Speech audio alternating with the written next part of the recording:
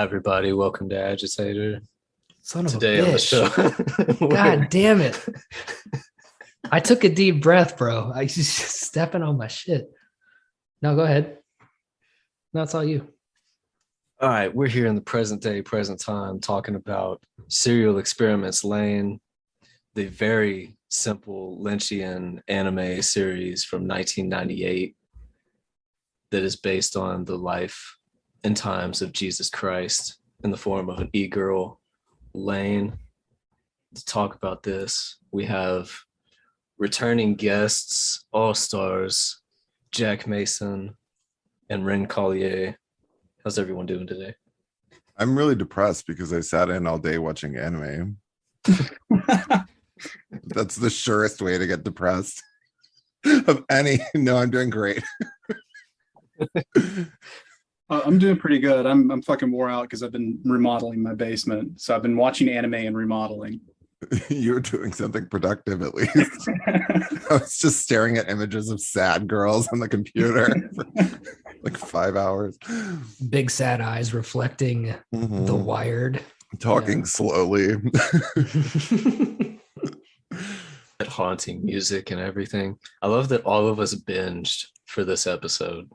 Like we just I think that Lain is like has to be watched in a binge state. Now that I did it, I watched it all last night. It infected my dreams and kind of colored my mood for today, which was appropriate because it was drizzly raining, which is weird for Oklahoma. But I don't get how people might watch this show like an episode at a time, you know. See, that's how I would week or prefer day to day. it. Like Really? like 20 minutes of this a week would be exactly enough. I love like 1.5 hour episode of a show a week. Like it was fine to binge because that's how everyone watches everything these days, but you know, just a little taste per week spread out over 13 weeks I think would be quite good. But Oh, see, with this, I would disagree because I think that this one like is just the repetition of the images and the theme song. And I actually skip the theme song, I'm not gonna lie, every time. But just the constant power lines and buzzing, and I don't know, it felt really trippy after about 2 hours of it. not the best theme song. I skipped it, which I never do with TV shows. I skipped it quite a bit. But first, I was watching this for free on Funimation, and I refused to like enter my information to do a free trial. So first I was watching it with the commercials for the first like 5 episodes, and I could not handle it. They make the most torturous like Fortnite commercials with like masked people with mohawks, and yeah, it was rough getting through those commercials. But I finally gave in about episode 6 and signed up. Yeah, I was watching I forget what I was watching when I did a free trial of it was Crunchyroll before Funimation, and then they merged, and it was a 30-minute episode of some bullshit, whatever, and there were 6 ads, 6 breaks for ads. There are I think 4 breaks with 6 ads on each break if you don't sign up. Jesus Christ. I finally found a free stream of it. So I managed to avoid the ads. I tried watching on Funimation at first, but it was just like, the ads are torturous and I'm not going to sign up. So I had intended on getting the Blu-ray, but then they came down to the wire and it was just too late. So yeah. I actually liked the theme song.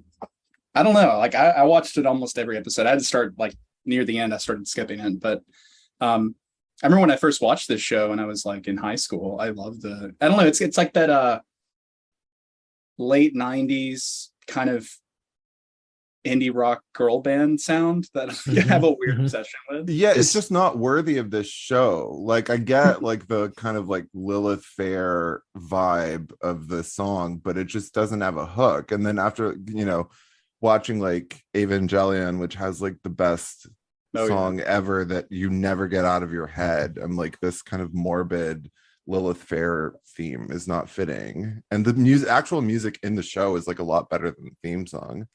Oh yeah, I agree with you on that. Oh, the soundtrack of this show is such a fucking banger. It's so good. Just like this dark kind of shoegazy guitar tone kind of stuff. and then you get to episode 11 and it's just noodling for 8 minutes. It's some really crazy soundtrack decisions on this. For listeners, we are talking about 1998's Serial Experiments Lain. It's a pretty well-known anime, I think, in some circles. It's about a girl who gets on the internet and then shit happens.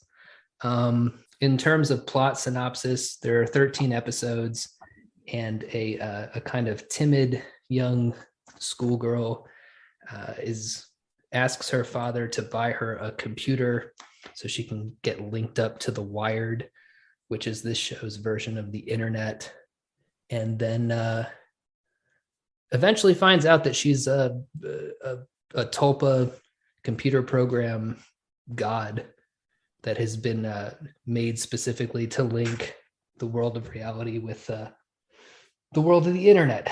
So, quick synopsis. I was really happy to finally watch this because it's followed me around for like 25 years. Because back in the day, people would tell you to watch this and Ava, and I've seen Ava a million times, but I just never got around to this because from the cover it just looked like schoolgirls or something. So a schoolgirl in a gate. So I was very happy to finally go through this. I can see why it's such a classic. The imagery of technology and the way that it deals with being too online is incredibly forward thinking, to an almost insane degree, because like who was even addicted to the internet in 1998 for them to like Nobody. extrapolate this, because the internet was just like Encarta then, and like maybe like chatting with someone on AIM. I especially love the first several episodes where it's more grounded in the real world. I like that more than when it spins off into the surreal conspiracy land. And this is unusual because most shows like Ava or like Twin Peaks or something follow this pattern of establishing the real world and being relatively normal for the majority of it, and then going off into psychedelic crazy land. But this only gives you like 2 or 3 episodes of the real world to get situated in, and then it's just constant who am I, where am I, what am I, floating in space type things after that. So it's definitely a different structure, Right, like the shooting in the club takes place in like the 3rd episode, right? Second. Yeah. It's such a good episode. I mean, my favorite parts are the early like highly retarded Lain where she can't complete a sentence, and her little red computer, and receiving all the packages of the new computer. I like when her dad is real and not yet revealed to be like a hologram or whatever. The mother is especially memorable. Like, what's going on with that mother and her like pink fish lips? Is she on drugs? Wren? Well, like, so part of the whole thing about it being extremely online and that not making sense for the time is because it's actually like a Japanese cultural thing, in that around the turn of the century, like around 1998, 99, like when this came out, there were a bunch of different pieces of media that were about similar concepts, especially like, the first couple episodes of Lain really focus on like rumors and how rumors get spread and like can change sort of how reality is perceived. Like that's a major aspect of Metal Gear Solid 2, which comes out in 2001, mainly because of the input of Tomokazu Fukushima. It was also a big element in Persona 2, like this idea of rumors and stuff. And apparently, from what I understand, it's like because of cell phone culture, like Japan had like advanced, not like smartphones, but like more advanced cell phones than the US did back then. And there was like a huge problem with like people like spreading rumors about classmates and stuff on like over cell phones, and like communicating with each other via cell phone, like texting programs and stuff was like huge at that point. But it does kind of like, it is very forward looking because it kind of like a lot of people look at like Metal Gear Solid 2 as another example of this, it kind of like predicting how reality was going to get fucked by the uncontrolled spread of like memes basically online. But it's weird. It's like it's almost like a very specific kind of thing, but it does like presage all the issues we're dealing with nowadays. I think it's cool that the gossip is a problem when everyone finds out that Alice is having the affair with the teacher, but Alice, because Lain evaporates herself onto the internet and the rumors never spread and history is reversed, Alice gets a happy ending where she's married to the teacher that she was having an affair with in 8th grade. Yeah. It all turned out all right. Yeah, I like how Lain's suicide, literally everybody has like a happier existence once Lain's deleted herself. She's such a drag. Yeah, because like they're watching a lot of the show. I did love it, but whenever there would be dialogue and somebody would be talking to Lain, I would be like, just talk. But like, what the fuck is wrong with you? Like, just talk. Even if you're not saying anything, like just talk. That's podcasting 101, right? Like you just have to keep talking. And to watch somebody who's just gonna sit there and be like, a lot of eyeball twitching in this. The English dub Lain is hyper retarded when they're just speaking in Japanese and you're reading subs, which I did when I had to watch it for free. It's more abstracted, so it's less just seems like, oh, they're being Japanese, whatever. But the English dub Lain is like, me? I sort of wonder, like thinking about some of the revelations at the end of the series, if that isn't almost supposed to be on purpose, like because the idea is that like Lain has no singular existence, she kind of just exists based on everyone's like interpretation of what she should be or what she would be like. And since Alice doesn't know her at all when she first meets her, like it would make sense that Lain is like completely unable to communicate because she's just a blank slate to Alice. But then like, in the club, like there are people who know this like kind of like hot-headed, very well-spoken Lain. And then as the series progresses, like she's able to like communicate more effectively because it's like she's like established in the minds of these people. Yeah, she has a glow up and she becomes social. Something that couldn't escape my mind, like from right when I started watching this, was I knew that this was popular with like e-girls because of like Zach's summary, the sort of e-girls that think they're like Laura Palmer and stuff. And I was like, oh, I can totally see why this like fried so many like dumpy nerd girls' brains. Because you like imagine, by being like antisocial and like not rude and not responding to people's inquiries, that you're actually like a charming little anime girl. So yeah, I can see if like my dumpy 13-year-old daughter was watching this when I came home, I would be like, oh shit. Like, oh, here we go. Here we go. Here we go. She's gonna think she's like the internet god. Is Lain the Christ lover? Is that what this is? Yeah, exactly. I did think of her. I'm on my fainting couch and I have like all these problems. But it's I'm another also... phase of Amelie syndrome where like Amelie, the French movie Amelie, like really afflicted millennial girls' brains where they all thought that being like kind of like rude and not talking made them mysterious in French. So yeah, this is a similar thing. I've met these girls actually. This was a real phenomena when I was coming of age at that time, where it was just like, why is she not talking? Like, why is she not saying anything? She's like drawing pictures in her notebook and she's like it's like the Donnie Darko but reversed. Yeah, like it's like dudes had Donnie Darko and girls had Lain, and there you go. Why are these fat girls at Panera Bread not talking to each other and just saying Oh bro, and just like Donnie Darko, it's like once he's dead, the world is like, oh phew. Yeah, there was this whole string of movies, right, where like once the protagonist is gone, everything turns out okay. It's like you are the actual problem. Very pro-suicide movies. Well, they do it in the Ava rebuilds as well. which where the ending of that is that like history is erased and Ava never existed, so everyone's happy.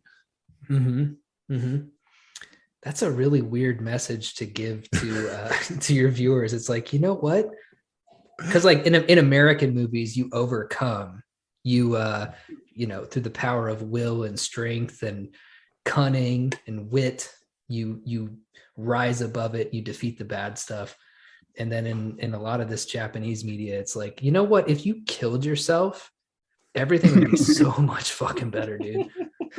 Well, I mean, in the Ava example, that's mainly Hideaki Anno just being like, I wish to fucking God I'd never created Evangelion. I'm like still making Evangelion shit like 20 years later, and I'm tired of it. So yeah, there's that, but it's also like this kind of suicide, like metaverse, like galaxy brain ending has become like the dominant sort of narrative mode for television the last like 15 20 years. Everything is like super tricky and sophisticated and like mind-blowing and all of this, to the point where now television writers have forgotten how to make like a straightforward compelling narrative without doing any like killing anyone off or doing some galaxy brain trickery where nothing ever existed.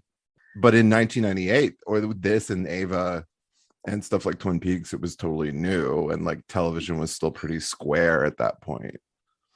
I'm trying to get back to that, honestly. That's why I have signed up for a Funimation account, and I'm trying to watch a lot of anime. Hopefully it doesn't have, too much of the suicide themes or whatever, because I'm trying to get back to that retarded aspect of creation where things just get solved through the protagonist actually figuring shit out instead of killing themselves. Or like, I mean, for me, that kind of shit even started back with Fight Club, because I mean, that's Fight Club is the American version of this, where what you got to do to fix the problem is actually take yourself out, which and that kind of trick ending where you're either dead or you kill yourself or whatever, that was so huge in the late 90s and early 2000s because The Sixth Sense came out.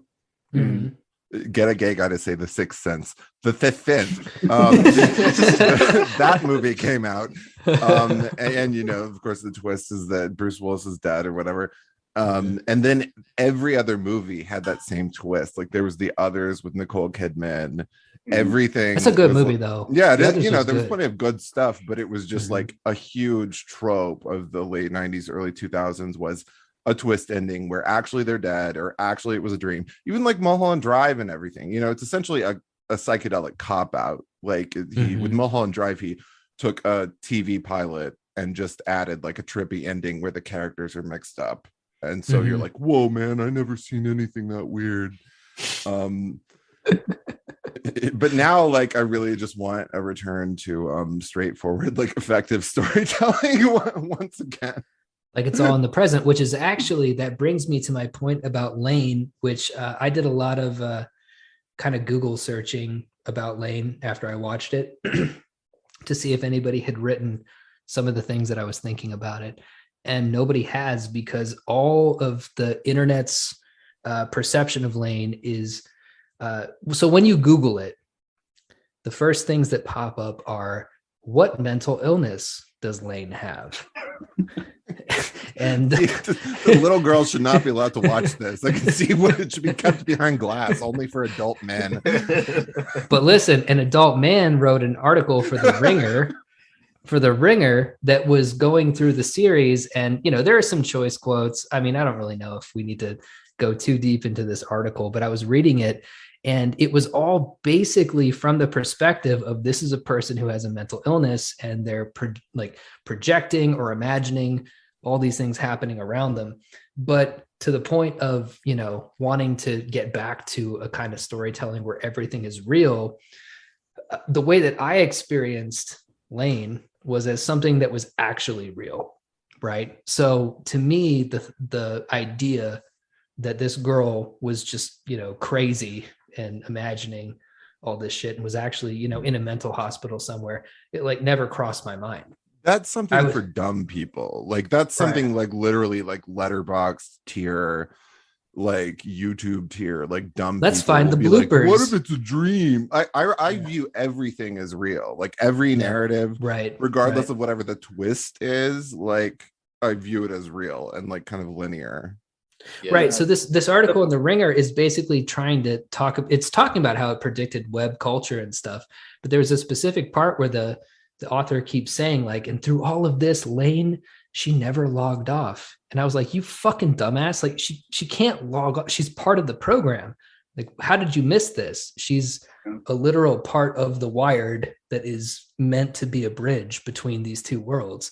She can't turn it off. Okay, but like hot take, I really like just the domestic moments in this where it's like the father is all happy that she's showing an interest in computers and buys her new computer. I like that more than when it turns into Akira and Tetsuo and, you know, her like lab is overflowing with like green tubes of fluid and whatever. Imagine if that was like Christ Lover's bedroom. It was like just all these tubes and like yes. God, that type of girl should never be allowed to see this. You walk into Christ Lover's bedroom and like your feet hit water. You're like splash, splash, splash, splash. Okay, something serious. And she can do nothing about it because she's too tired and she's too logged on. Yeah. No. Well, I from my perspective, all that stuff is fine. But I'm definitely a sucker for the weirdo shit. So I got engaged around episode 5, which was Distortion. I liked episode 4 with the kind of Minecraft game where people were killing kids because this programming code got mixed up with like this kind of combat shooter mixed with like a kid's game of tag. Oh, that was sick. That was my favorite visual in the whole, where it was that very primitive first person shooter, like hallway.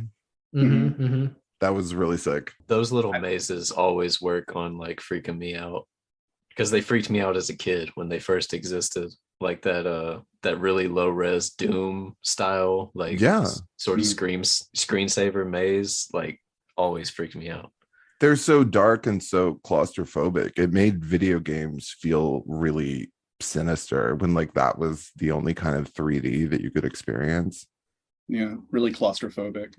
And like the close like horizon, the like Silent Hill like close black horizon where you can't see anything past that.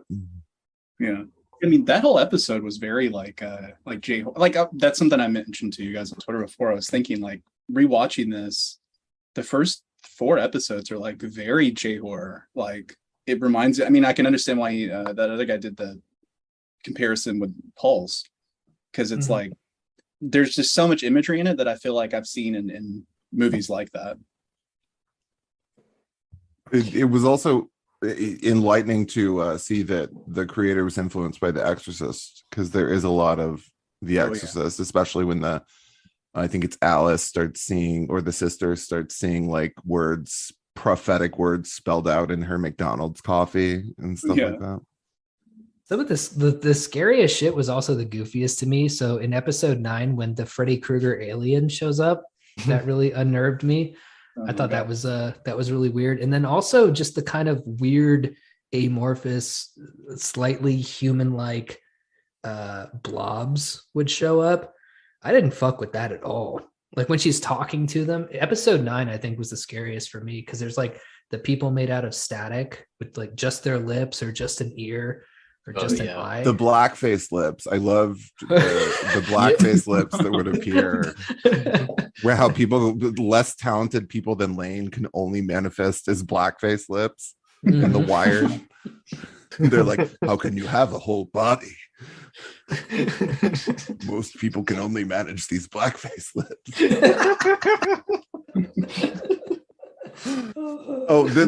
Yes, David, the alien was really startling, because you don't, in something as weird as this, you don't expect like a regular like Roswell, New Mexico like gray alien to appear. And so it felt like this is like violation. It was really scary. When God, or whatever his name is in the show, appears, and he's clearly influenced by Michael Jackson, like the The white face, the Right. long black hair, the random bandages. I didn't get that. I didn't get that at all. Looks but like that's Michael so true. Jackson. Totally. The bandages, especially in the The open bandages shirt. are where he got run over by the train. Yeah, but like Michael Jackson had like random bandages as like a fashion accessory. Oh, right, yeah. Like, because he was melting. yeah. Blanket, I'm melting. But it was appropriate. Like that character's face was really scary. I especially like the like documentary portions where it's talking about like John Lilly and like like computer history and all of this. Like I found that really cool. And I think that that's a big red herring for people trying to, online kind of sleuth out what the series is about. I felt like they were just kind of using the John Lilly stuff to get to where they were with The Wired, which doesn't make any sense. Obviously, it's kind of just there, but it's just a distraction from the essential message that the world would be better off if you killed yourself. I kind of disagree, David, because I think like, I don't know, that protocol is my favorite episode just because of all the weird conspiracy shit that it brings in. Like that's my favorite too. Yeah, for sure. Yeah. But like the reason, and I may be reading too much into this, but like I think Chiaki Kanaka is like a smart guy, and he's like definitely hooked into some of this shit to the point where he's like making a show that includes it. But like the inclusion of MJ12, I think was kind of like not quite a red herring, but it's him pointing something out, because like it's been known for a while now that MJ12 was a fucking forgery, and he kind of like mentions that in the documentary section too. Mm-hmm. But that MJ12 was like specifically like a psyop created by, I think, Air Force Office of Special Intelligence, as part of this like larger campaign to understand how information could spread between groups. Like, because like, especially like Alan Dulles was really fascinated with UFOs, not from the perspective of like whether or not they were aliens or even real, but how like UFO culture worked, right? Like how these ideas could be spread amongst like populations, right? And like as an avenue into like controlling like a population's like perception of reality.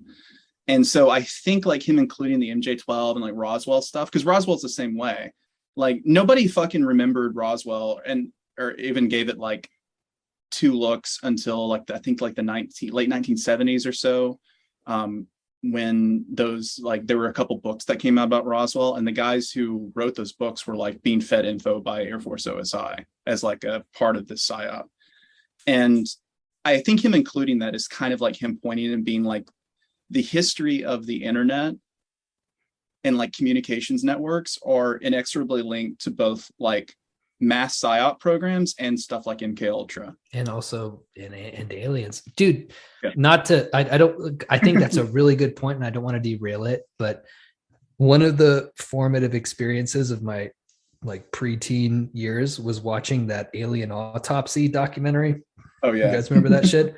Yeah, that shit scared the fuck out of me because they look so weird. Mm-hmm. I just hate how they look. Yeah, dude. When the alien scene in Lain, when I was a like teenager watching it, scared the fuck out of me because I was like convinced that I was being abducted by aliens when I was like a teenager, because I watched like too much X-Files. Well, that actually because Lain reminds me in a lot of ways of The Invisibles in a lot of strange ways. Mm-hmm. But the inclusion of the Greys in it, I was like, okay, there's a little bit of Grant Morrison in this. Yeah, because it doesn't have to be there, right? Like it's an interest. I do think it's kind of a tangential point to the whole narrative. I get what you're saying too, but once I saw the Greys, I was like, this guy read The Invisibles. It gets mentioned before. There's a couple times where she's like listening to like rumors on The Wired, and yeah, right. Like some girl or some like woman's voice says, this small child in a red and green striped shirt keeps entering my room at night, and like I'm unable to move or whatever. Yeah, it's also like a clear like Freddy Krueger Nightmare on Elm Street. Yeah, right. You know. Yeah, like it is. Yeah, I think it's like this idea that these rumors and stuff are sort of bleeding over into reality. Okay. Yeah, it's part of the fabric of the world. Like, whenever people are like, what does it mean? It's like, it means that these things exist within this world. Like what it doesn't necessarily relate to like some puzzle of the whole of who is Lain. It's more like just elements of the internet and the world, and like the fabric being torn apart between the two. Mhm. That alien autopsy type media was so ubiquitous on TV in the late 80s and early 90s, and it was all mixed up with like unsolved mysteries and like the then very fashionable recovered rape memory ideology. So it had this like sexual angle that always like unsettled me so much, and I hated all that stuff as a kid. It would be on TV all the time. And Mysterious Skin like intertwines those two things perfectly, the book and the movie. But yeah, just the ubiquity of the actual like gray alien in the late 90s was like, I love that it's just thrown in there and in Lain. Yeah, I mean, you have Communion by Whitley Strieber come out in the 80s and have that just like gray on the cover, like is like this like striking image. And I mean, that's where the whole like anal probe thing comes from, is from that book, because at one point during an abduction, like they stick something in his ass, and like all of the Communion books have like a distinctly like sexual angle to all of his interactions with the aliens or whatever. Yeah, they're porny. Yeah. Mysterious Skin is one of the movies that I think, you know, people talk about Irreversible, but Mysterious Skin was that for me. And it's just a scene where he's giving the guy a massage, the guy with all like the lesions on his body. You remember that part? Oh, really? It's that part? Yeah, that fucked me up, dude. See, That I was saw it in like- the theater with no idea what was happening at the Dolby in Austin, and I was in high school, and I was depressed for like a month after that. It wasn't the lesion scene; it was the fisting.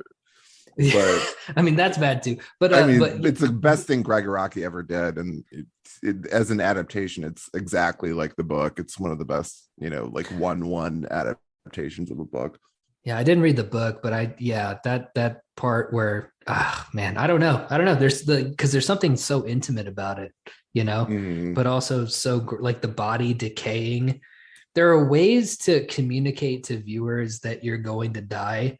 And largely in movies, that's communicated by showing people dying. But I think that movie did it in a much more interesting way there, by like just kind of showing this kind of, I don't know, body horror always gets to me. I'm actually a total pussy who actually hasn't watched a lot of Cronenberg, because the Cronenberg that I do watch, it fucks me up. Like I get too scared. Have you watched Crimes of the Future? No, because I actually I watched Cosmopolis, and I had to turn it off because I was too freaked out. Crimes of the Future is brilliant, and everybody hates it, and I'm kind of happy about that because I don't have to hear about it. I've seen the ads, bro. I've seen the ads where they like, it's like a dude with like ears sewn on his face and shit, right? Yeah, like or something like that. And I'm like, no, it's the moment. I was glad that everybody failed the test there, because it came out and everybody, you know, Cronenberg is so trendy right now, and then everybody had a little opinion about it, and I was like, yes, they all hate it. So yeah, I'm not rushing out to it's see brilliant. It's brilliant. Yeah. But I do his, like, I love History of Violence and Eastern Promises, which are like the safe kind of you know, Eastern Promises, dude, has like, I mean, the best naked fight scene ever put on film. Do you know that people walked out of the theater when I saw that at a multiplex? Oh, because lots Vigo of was, people. Vigo Yeah, was balls out. Yeah, it was 2008, and a whole bunch of people walked out during that scene. Nobody walked out on that one. The only movies I've been to where people walked out were Nope, when I saw it recently, and Bruno, with the swinging dick. Oh yeah, I saw Bruno it 3 times in the theater, and people walked out each time. I saw it with a theater full of black people, and they were walking out there like, we ain't doing this gay shit, bro. And That gay shit will get them. You know what else had walkouts? It was Wolf of Wall Street. After 2.5 hours of like drug-fueled depravity, it was the gay orgy that's like, you know, 10 seconds. They walked out during that. Yeah, people don't fuck with that gay shit, bro. Yeah, I was on ecstasy when I went and watched Wolf of Wall Street. and the friend I was with, like we're both just rolling and we're sitting there like totally in it, like on the edge of our seats. Like I think I watched it again later and was like, this really is a long ass movie. But at the time I was just on the edge of my seat the whole time, like, oh fuck yeah. it has this like sledgehammer intensity, especially when it came out. There was nothing like that, and there was nothing that utilized yet like early 2000s kind of music in that way. You know how the whole soundtrack is like early 2000s like punk, pop punk type stuff, you know. That was pretty brilliant. So what's everyone's favorite piece of Lain technology? Because everyone's computer is totally different. I think for me, I like her initial red like children's computer that has I like her Palm Pilot. The Palm Pilot is it for me. Yeah. Yeah, where she just that little round like makeup mirror shaped thing with the holographic letters and shit. Oh yeah, that reminds me of the e-reader in It Follows. That's the best part of that movie, where it's like a little shell shaped compact and the girl is like reading on it. I love when like a regular like real life computer shows up at the end, like the teal iMac. Yeah. Suddenly shows up. Alice has the iMac. Yeah. she's just existing in reality. And she's like, okay. I like her dad's rig. With all the screens. Yeah. That room is such a dream. That's like the vaporwave dream, where it's just a couch with an ashtray and then this big like 6 monitor rig. Yeah. I think my favorite is 2 setups, where one is Lain when she gets all like super psycho, like has that huge setup with the cables running fucking everywhere and the liquid jars and all that shit. And then also the old man who wants her to fix his setup, where it's just this empty ass room and that old gateway computer sitting and there. there's like a rotary phone. Yeah. I had forgotten, like, I don't know, there was something weirdly nostalgic about watching the show, the sound of like hard drives clicking. Like it's like a constant background the element. sound of the fan. Like I had forgotten about that chirping sound of the hard drive and the fan. Like the Foley effects for this are actually really amazing. They're really vivid, and it doesn't feel like it's like stock Foley effects. They all feel really like fresh. Yeah, and the electric humming too, which is that frequency that you're not supposed to hear. It's something that you like feel. It was giving me like PTSD because we've had a ton of bad storms in the past few years that have like really fucked up just blew up our AC unit when lightning struck outside. And then there was like we had some damage from like hurricane shit, but there was humming that would like coming from the attic, that same like frequency that sort of told us, but besides like before it got hot as fuck and we realized, wow, the AC doesn't work, there was like this humming just buzzing through the house. And whenever it started happening in the show, I kept pausing and like trying to listen, like what the fuck is going on?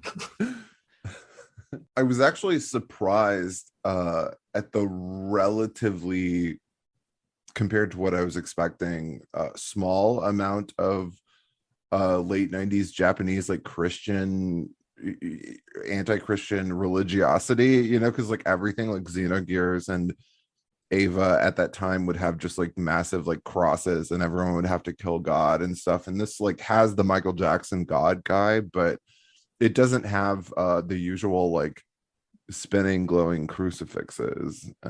Only a few. It's not overt, but I did read this as a Christian story. I actually, because of Lain's status as a being that is a program who is manifested in the flesh to link the worlds of the wired and the world of reality together. I did see that as kind of a Jesus thing, but it was an interesting take on the Christian story, because in this version of the story, she actually kills God. And she kills God by introducing him to the idea of paradox, which is, it's what makes things exist in our world, right? And Paradox. killing God is, of course, the other stock Japanese anime and RPG plot line, like every single Final Fantasy and all of that. The plot line is that you have to kill God. Yep. Yeah. And in this one, all she has to do is just present God with a paradox, and he immediately erupts in a, geyser, like a Akira, flesh mound, because he's like, wait a minute, but I do exist because I can become flesh, and it's this grotesque, series of eyeballs and whatever. And I really thought that was very poetic and cool, that you just have to confuse this kind of wannabe God for a second, and they have to encounter the primordial. The reason we're all here is based on, paradox.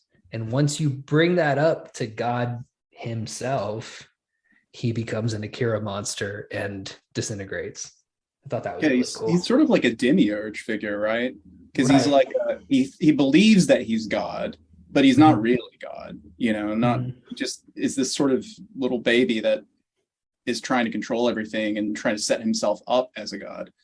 But yeah, I mean, Lain is like she's literally like the Logos, right? Like she illuminates the world and destroys the demiurge.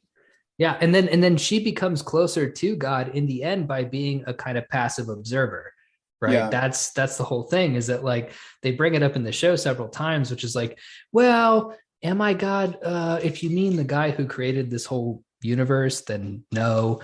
And if you think that I'm like this kind of omniscient thing that sees everything, well, maybe that, right? So I love the way this show handled its conception of God and spirituality, and the idea that Lain in particular, as a liminal character who exists between the two worlds, finally finds a kind of peace by just killing herself and fucking off, as is the tradition, I guess. Is the implication that her dad is supposed to be like a manifestation of like the capital G God? I don't think so. Nah, I didn't see that. There's that last scene, where she's like in the sky, like eating breakfast with him, and he's just sort of like, because he seems like he genuinely cares about her, and he's kind of the one that pushes her into like doing all this stuff in the first place. I think her dad is more of a, well, I mean, it could be, right? But I think her dad is more of a skin that she puts on different things that she's talking to. Okay, yeah. He's the only one that like shows any warmth. Yeah, him and There's Alan. this particular kind of discomfort that they drill you with, where it shows the dad and the weird pilled out mother like making out, and like her like sitting on his lap for like a while. It has like the least sexy kind of sexuality ever. Yeah, with her weird lineless like pink fish lips. Like the mother character really stuck with me, because I don't even know what they were like saying with like you know what, oddly she was the hottest character in the whole show. Like I was just like, that's the one I like that one. Just doing the dishes, not saying shit, looking good, and then I come home and we make out, and we tell the kids to go to bed. The ideal woman with her frizzed out humid hair.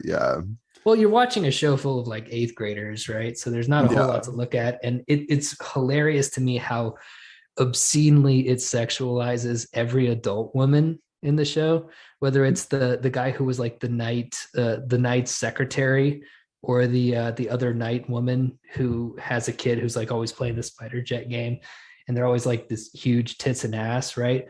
But the real hottie of the show is the mom who just does the dishes, doesn't say shit, and then just wants to make out with the dad, right? Which is anime speak for suck his dick, right? If it wasn't anime, it would just be suck his dick. And then I'd be like 100% on board. I was actually that. surprised how many hot adult men there are in this show, because the dad's pretty hot, the teacher is hot, and then also the blonde agent dude who smokes the cigarette in the car is who really loves hot. Lain. He's yeah. Didn't expect that. Yeah. So like, what how about outfits? What's your favorite outfit in the show? Because I like that when Lain loses her inhibitions, she wears a slip, a white slip, like Madonna, like a prayer video. Favorite outfit in the show? Like Lain, favorite Lain outfit or just favorite outfit? I don't know, any outfit. I really like the Men in Black guys. I love their goofy little goggles that they wear with the lasers on them, which seem to completely get rid of the point of them trying to be stealthy. I like the crazy guy who wants to be one of the knights, who ends up dead in a ditch, and he's with the fucking Oculus Rift on, with his he's got the Nintendo Virtual Boy, like mounted to his head. That's cool to me. Also, the guy who works in Siberia, the club that they all go to, like kind of the DJ guy, like that's a cool fit, man. Yeah, that's like that's a Parappa the Rapper type late 90s Jamiroquai. He is Parappa the Rapper. No, he's Jamiroquai type, like DJ hotness, like the cigarette in the mouth, virtual insanity. Yeah, Siberia is the best location in this. I really love Siberia. It's got the best music, and there's like kids drinking, I don't know, milkshakes or something. But then also people, there's like children drinking milkshakes. That I was watching that part with the subtitles, and the subtitle was like, they play really hardcore heavy techno music for cool kids. Like, it was pretty awesome. And the drugs, which kind of seemed to be abandoned later on, like so much is made of those Philip K. Dick drugs that they take at the beginning. Right. Yeah. Taro had my favorite fit with the bucket hat and the lime green jacket. Yeah. I was like, shit, that's me. What do we think of Lain's signature forelock? I hate it. I personally wanted to cut it off. It made me really mad. Hated that shit. It looked like a turd. Like, no, it's this weird. Like this. If I saw a girl with this in real life, I would straight up go and cut it off. That actually, my OCD was driving me nuts with this. Yeah. With that shit. Like I could not stand the lock. Just the one stupid fucking blowing around. Yeah, with the weird little like tie thing, like so she doesn't wash that part of her hair. So it's one dreadlock.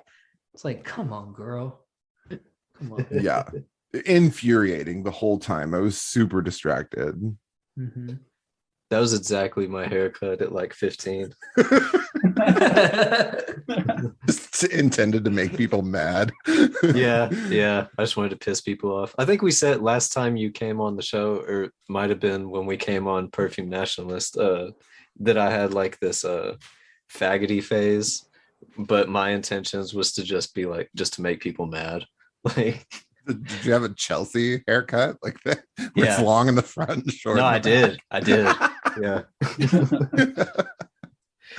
Nice. My brother keeps Kodak pictures to show people when he's mad at me. He's like, this is what Kelby looked like. I'm like, God damn it, how do you have all these copies? Serial experiments, Kelby.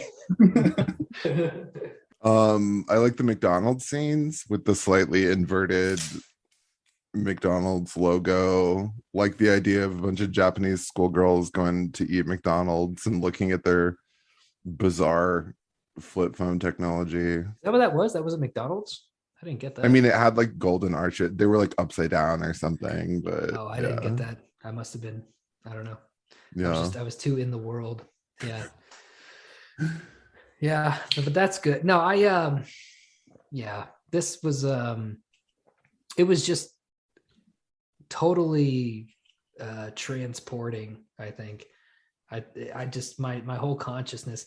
I had a dream after I watched this show in like a binge sitting where this like drug dealer who looked like the voodoo priest from Predator 2. Guys remember that? Yeah. Maybe not. Oh yeah. Came up to me with an iPad and he started showing me other dreams that I'd had before, which, you know, I can go back in my dream journal. I do keep a dream journal and like show where these happen. But he was like showing these dreams to me in 4K on this iPad. He was like, is this you? Is this you? Which one is you? Which one of these dreams is you? So it really fucked me up, dude. Like this, it got under my skin, I think. It got under my skin in a like general depressive way, where you're just staring at depressed emo, like sanctifying the kind of depressive anime emo mindset for so many hours, and like sanctifying your own like negative emotions about yourself rather than growing through the hero's journey. You know, like just kind of like, actually it's gonna save the world how depressed I am, like, you know, that kind of thing. It had a kind of watching it in 2022, like I was thinking a lot about the AI and transhumanist angles that I don't think they were prepped to be predicting or commenting on back then, but it had a lot of that, like what makes a human at the end when she's like, you know, trying to explain to Alice that, you know, you are your conscious, you're more than just this like, you know, flesh and bone shell. And she's like, no, like what? Like I'm a person because I'm alive, because I'm right, you know, in a body. Yep. And that kind of, Lain ends up agreeing with her. She's like, oh really, okay, bet, yeah, I guess so. But then like, I don't know, it kind of like, I've always been super anti-robot. I'm like Will Smith and iRobot, who's like, get the fuck out of my face. But it brings up an interesting question from like an animist perspective of like, in a world where God is like almost snuffed out by society at large, like just the idea of any kind of spirituality, any flavor, especially like capital G God, like any kind of religion or attachment to ritual, and it's like you can't get rid of God, so he's gonna show up in some form or fashion, right? Like, and if you're creating these other forms of sentient life, God might try to slip in there. And then I got to thinking about like the AI that they start creating, that they have to like pull the plug on because it'll invent its own language. And I get there's like, you know, mathematical reasons that would happen because it's more efficient to shortcut, you know, the communication or whatever. But then I was like, I don't know, is that like is there an like, you know what I'm kind of getting at, like theorizing. I don't even know if I believe it myself, but like, I think it's a good question, and I feel like this is a Wren question.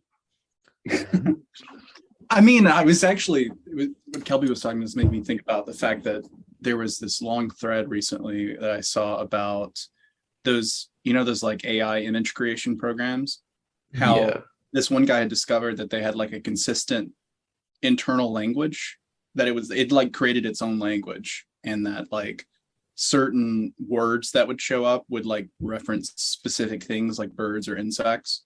And they were like trying to sort of map out what that language was. And there were like, you know, there were like reasons for this happening, but from an like animist said, like it's almost like you have any sufficiently complex system, like intelligence sort of coalesces out of that, you know, like, I mean, I guess it depends on your metaphysics, right? Like I'm the kind of person who thinks that, you know, the world is inspirited and that people have souls and that lots of things have souls and that you don't necessarily need a body to have a soul, but that there are certain advantages to like having a body and being embodied. Like that, I was glad at the end of the show, like when Alice like tells her that, like, I was glad to see that in there. I wish they'd driven that a little more, but because it's this constant refrain throughout the entire show, like, oh, you don't need a body, bodies are meaningless.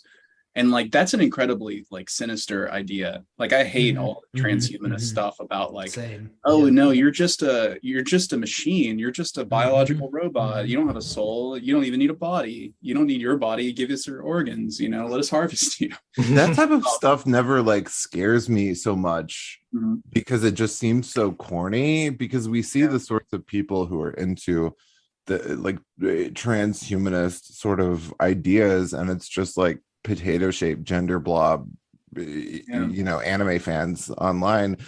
And you know, it's sad they eventually realize they have a body and it's like too late or whatever.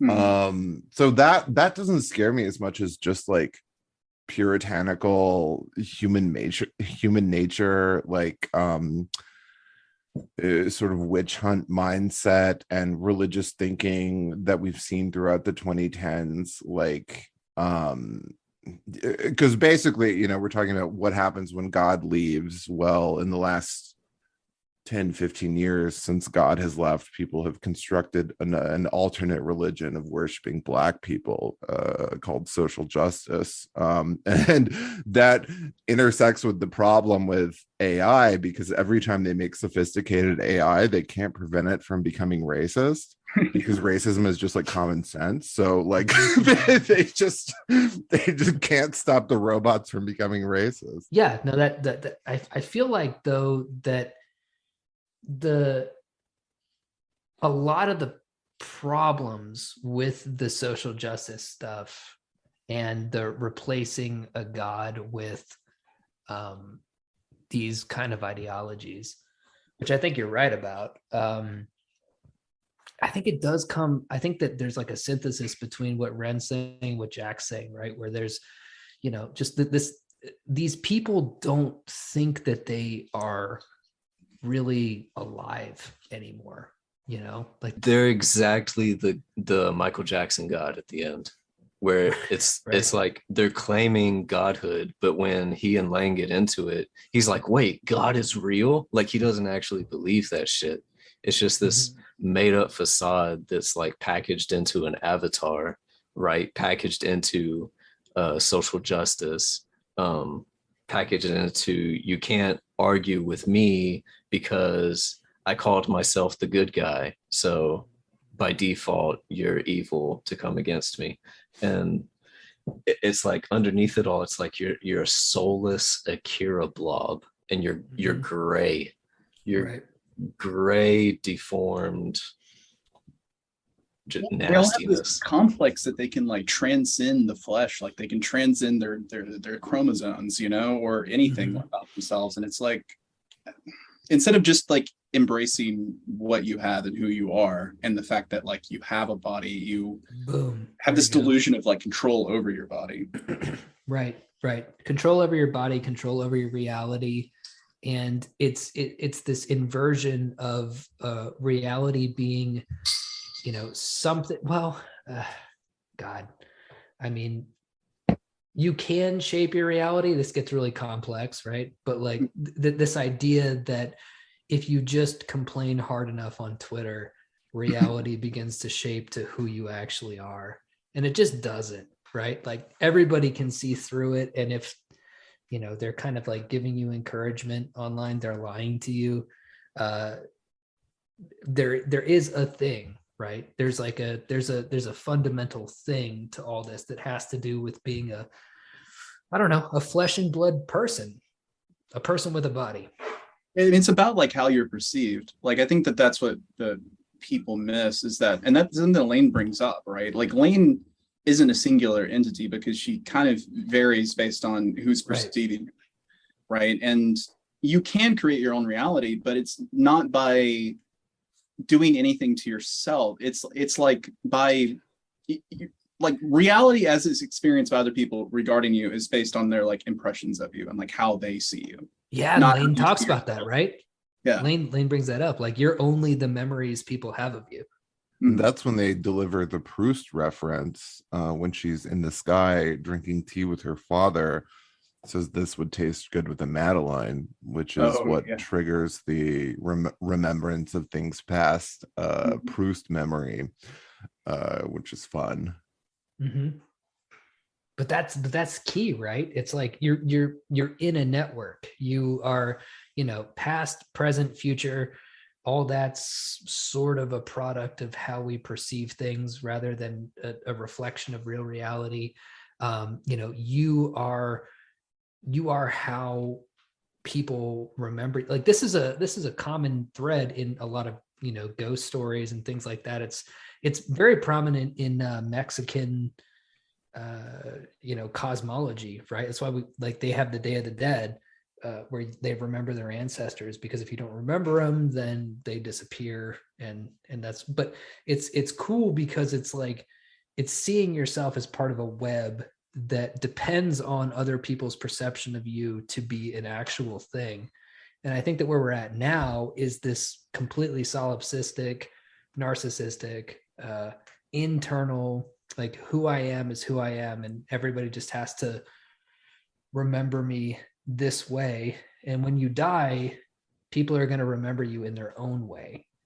And so all the complaining you do online doesn't really matter.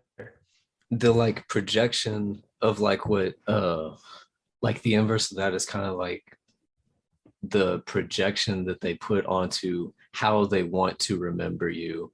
The opposite side of that coin is like these other people on the internet saying, no, this is who you are. This is who you are. Like how Jack was saying with the worship of Black people, most of my life is like Black people.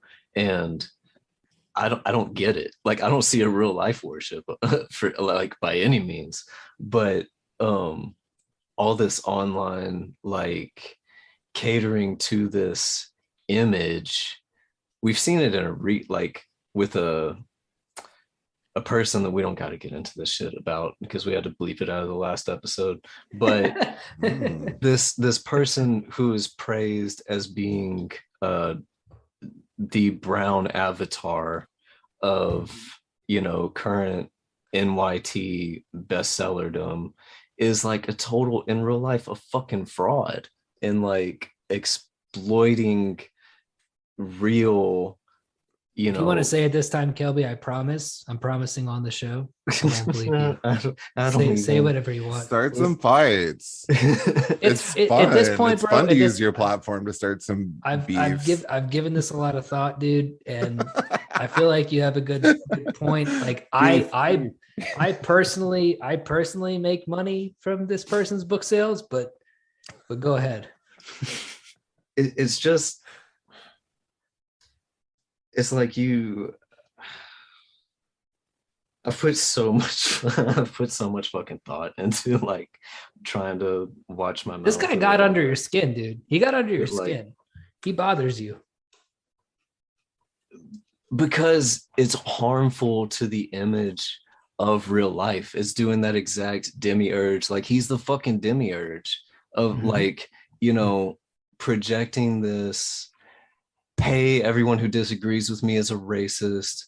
Actually, we're from bro, everybody in the real hood that you claim to be from is can't have a voice because of you, pretending that you're this pseudo gangster criminal background that nobody can actually research. But what we can pull up, what we can find, bro, is that you've been living in mansions and posh neighborhoods your whole life because your daddy's a Spanish condo, $500,000 condo that's in your wife's by name. the way, that's 3 blocks away from the government housing that he claimed that he's from in that New York Times album.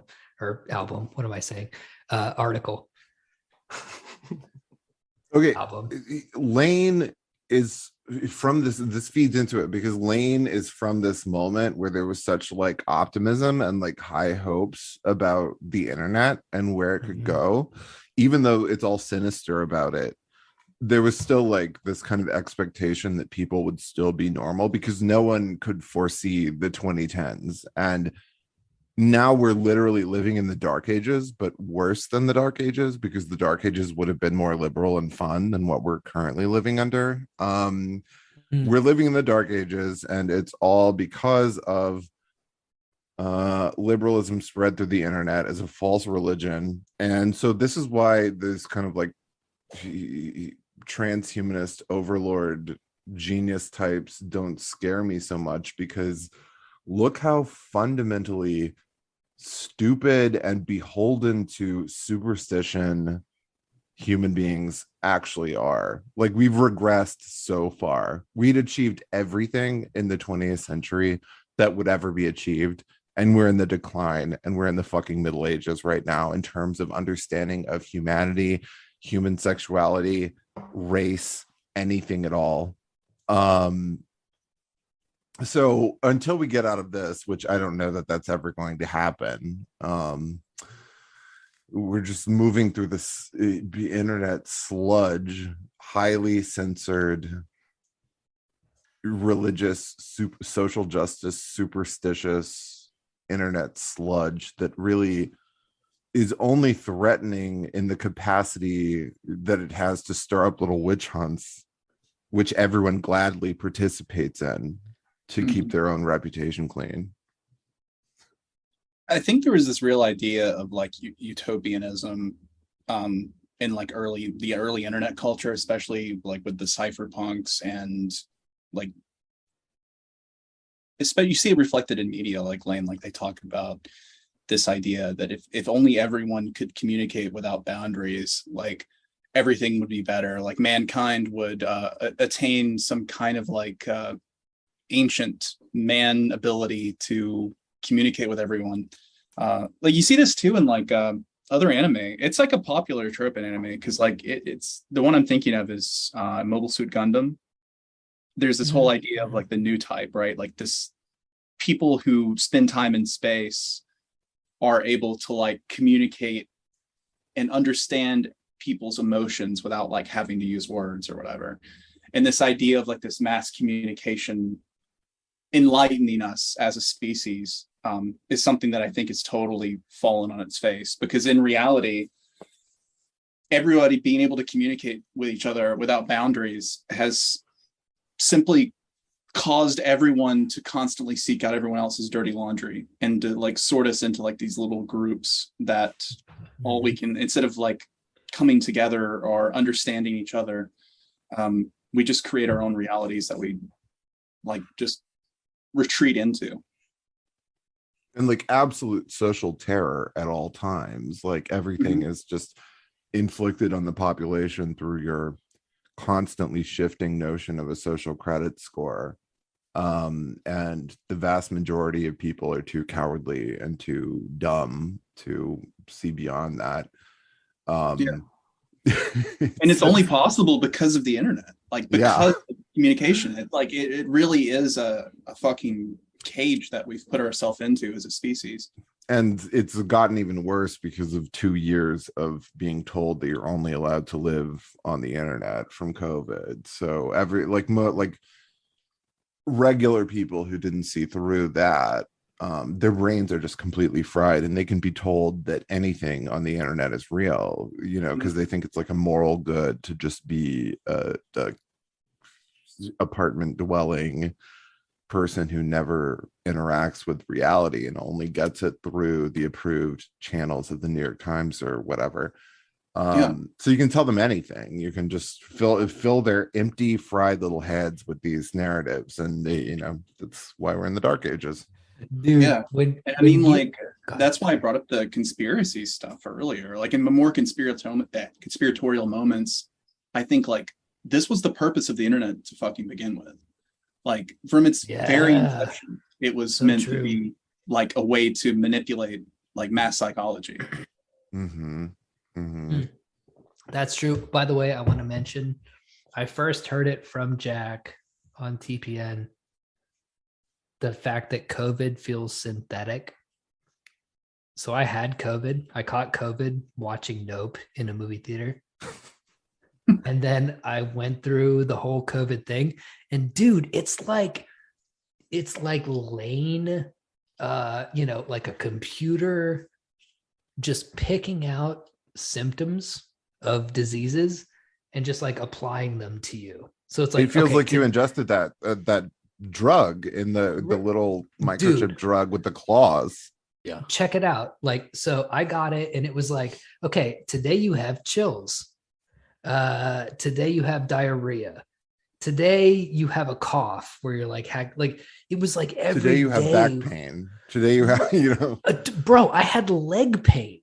Random, like completely random. It's completely, like the carousel of symptoms, carousel of WebMD symptoms. I was like, this is the fakest shit I've ever had in my life. Yeah. And you can this taste is 100%. I mean, it feels like you took like a Benadryl or something, and it tastes metallic. Bro, listen, I got that shit like at this point a month ago, and I'm still kind of feeling it. It's kind of like lingering, like long COVID.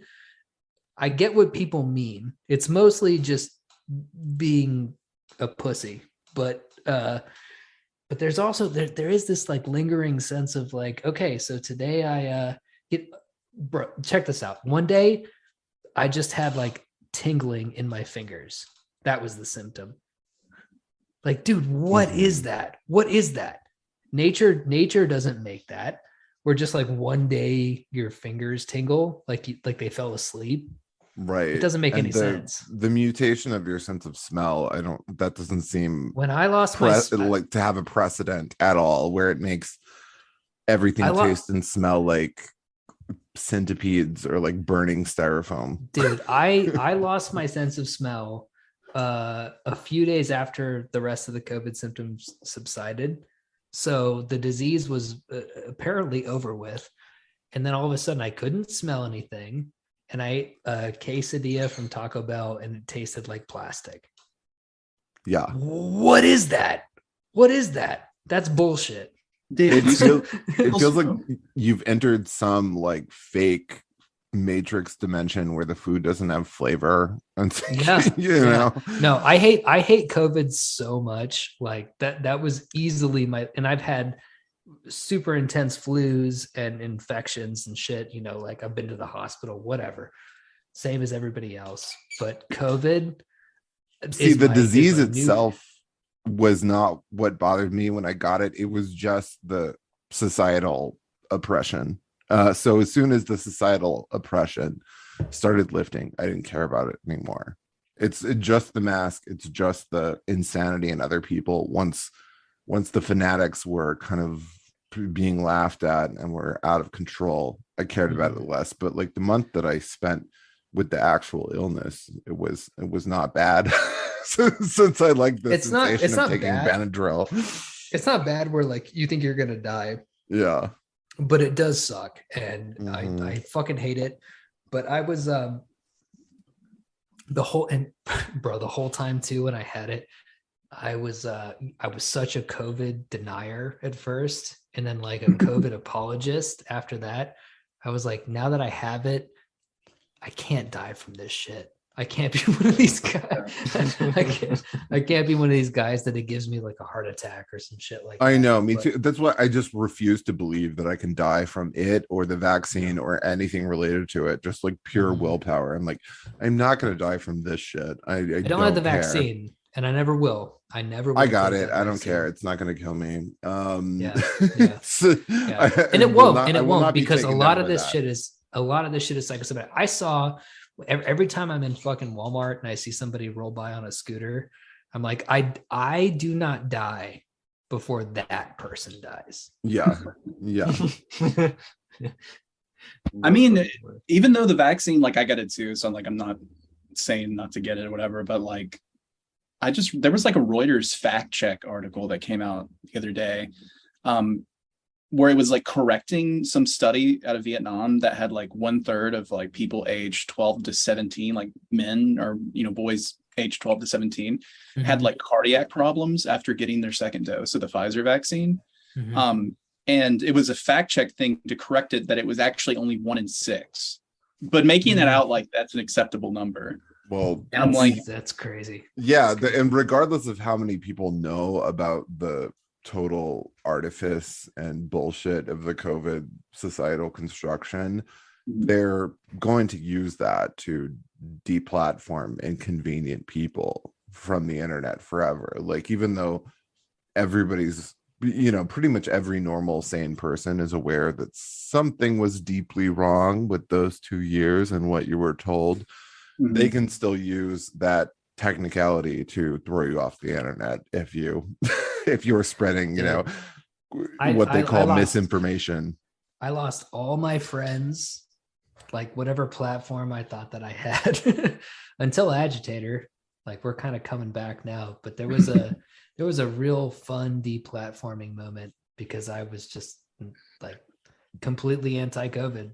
Like, dude, it's not, even though I've had it, it's not fucking real. It's not real. And that's what they said to me when I got it in December 2020, and that was like the peak of hatred against me, or like before I knew how to deal with it.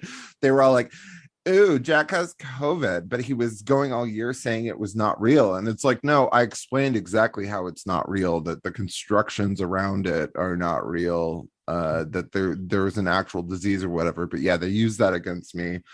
But right now it's like, I'm just 35, and so much of my youth has been taken away, first by Trump derangement syndrome and then by COVID. Because I lost all my friends whole time. I lost all my friends during Trump in 2015. I, made peace with that. Then COVID came along. That was 2 years.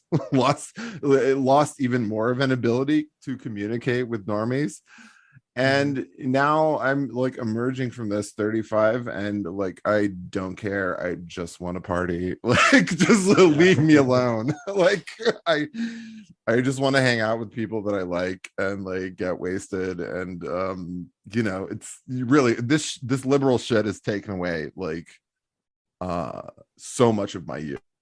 And it's not my fault either. I know they're trained on me to say like, well, it's actually your fault. No, it's not my fault. That's true, because like the TDS was what, like 8 years ago now? Yeah, it was like a lifetime ago. Was that everybody was instructed by the New York Times to go through and eliminate anyone who did not support the Democrat Party line from their life. I mean, if there's any ray of hope in that, it's that like it seems at least that most people have gone completely back to normal. Like, I've been going to a lot of like music shows and stuff, and nobody's fucking wearing a mask. Right. Like, that's good. You'll see like one or two perverts wearing a mask, but yeah, like, they look like perverts. That's why I don't care about anything anymore. Yeah. I'm like not even angry, because it's like a bad dream that never happened. Yeah. But it was the worst thing that's ever happened in my life, to like when I actually had to still go to work and I was forced to wear that mask. Like, I'll tell people forever. Fantasy. It's the worst thing. Dude, I was in traffic the other day. I had this crazy fantasy. I was at a stoplight and somebody pulled up to me. It was a dude who was like my age, and he was wearing a mask in his car, right? And I had this crazy fantasy of taking the little like 38 Taurus that I keep like on my left side and just shooting him in the head, just killing him. Oh man, you were gonna get that Spotify flag for this. God damn it! What was it? My internet fell out as soon as you said my crazy fantasy. They're like, Kelby don't need to hear this shit. As soon as they started doing those COVID flags on Spotify, which who listens to podcasts on Spotify? Still, it's really chilling. I was like, thank you. Like most people apparently, but I'm like, that's fucking weird. It's complicated to listen. Yeah, but like even like my most innocent episodes, like some of which happened before COVID, they would have the like, click here if you think you're being exposed to misinformation. Like, I think people who are like total COVIDiots, or it's the year of our Lord 2022. We're in August, and you're still wearing a mask in public. I think you should be shot. Yeah, that's what I think. I mean, it's done. Your genetic line is done. Like, I don't even, it doesn't bother me anymore. Like, I just call it like the liberal hijab now. It's like some people are wearing it not because of any reason to wear it. They're just wearing it because like it's like a religious thing at this point for them. Oh, it's a thing. It's a total thing. It can be like, I was out in public and I was the only one wearing a mask. Mhm. It's like, good. I hope you, I literally hope you die in it. I hope you die in that mask. I don't mind if they wear it because I like being like libtards identifying themselves so graphically that I know to like not even regard you as a human. You're an insect and you're gonna work against me. So you The look whole like an the whole insect. narrative arc of COVID has been weird to me because like when I first heard the stories coming out of Wuhan, and I heard that like it had an incubation period of 2 weeks and that it was like transmissible by like particles whatever in the air, I was like, okay, it's going to be everywhere, like because there's people who are going to get on planes and not know they have it, and it's going to be all over the world. Yeah. And this was back when they were like, oh no, it's going to be it's going to be contained in Wuhan, and there were no cases in the US yet. And like at that time, like since I knew what was coming down the line, because my dad, like, I don't know, I have this weird like prepper dad who basically like my entire childhood convinced me that like a world ending like Stephen King The Stand type pandemic was going to happen at any moment. So I've kind of been like waiting my entire life for this to happen. So I immediately like went out and bought like N95 masks, just from the hardware store before, because I knew people were going to rush to go get them. And I was like wearing the mask before like anybody was, because at that point I was like, yeah, there's no vaccine. We don't know anything about this virus and it's transmissible by the air. Like, yeah, it's like probably something I should be concerned about. But once like, more research came out about it and we understood it better, like, by that point, I was like, okay, well, I don't need the mask anymore. But by that point, the mask had become this almost like tribal signifier for people. And that was back. I remember back at the start of it, like they were telling people not to fucking wear masks. Dude, I remember because I was just like, I wasn't as smart as you, and I was just like a complete COVID denier from the beginning. I was like, this shit is fake. It's not real. I remember I was living in El Paso, and I was going to the gym and the grocery store or whatever, and my friends were texting me worried, right? They're like, bro, you're in the, because I would like, you post gym pics or whatever. They'd be like, dude, you're in the gym, you're not wearing a mask. And I'd be like, shut up, bitch, I'm good. The reason why I'm not going to catch COVID is because I'm in the gym right now. I'm good. And to be fair, I didn't catch COVID until I had a fucking kid and spent a year and a half taking care of a child instead of working out. So there is that. I mean, I still think I haven't had it yet. And I still think it's because of nicotine. Because there was like that study came out. I vape, like, bro. I vape. See, I don't know. I guess I'm just lucky. I do vape. I've seen the nicotine where like there's an offshoot of nicotine that's like related to niacin. Niacin's the big thing, I think, with COVID. I think that if you take some like NAC when you get COVID, I think I took NAC and ivermectin when I got it, and the main COVID symptoms were gone in like 24 hours. Now I'm just dealing with like all the dumb programmed in bullshit, You busted? Have you been able to bust? I did bust recently. Yeah. I know we've had some talks about like me not busting recently. My bro is back. I did. Do you use bust. my pointers? Well, the busting was masturbating, because I haven't had when we had sex before I got COVID. That was in Dallas. That would have been almost a month ago now. Shit. Yeah, I had to take matters into my own hands at that point. Like it was getting too crazy. Congratulations. Thank you, Jack. I'm very pro masturbation. Which at this point is a fringe internet ideology, being pro masturbation. No, I think masturbation's cool. Yeah, people who don't. I think it's the hottest form of sex is just a guy alone. So it's very it's very depressing when I see that being demonized all over the internet. Yeah. I like you saying that, actually, because like for me, the hottest form of sex is actually the blowjob. right? Uh-huh. It's not actually the sex. Mhm. So I feel like I'm a lot of people dig the whole like, dick and pussy or ass or whatever, but like I don't know. I have no time for NoFap. I was into that like right at the peak of it, like in 2018, and I have an actual physical copy of Your Brain on Porn by what's his name, David Wilson. Yeah, and then just seeing that kind of the dominant kind of anti-sex ideology, but whatever, that's another story for another time. I'm just happy that you jerked off, but yeah, well, and it's not a thing for me, like it's not like, oh, I can't jack off because of imaginary rules that I got from online, from the internet.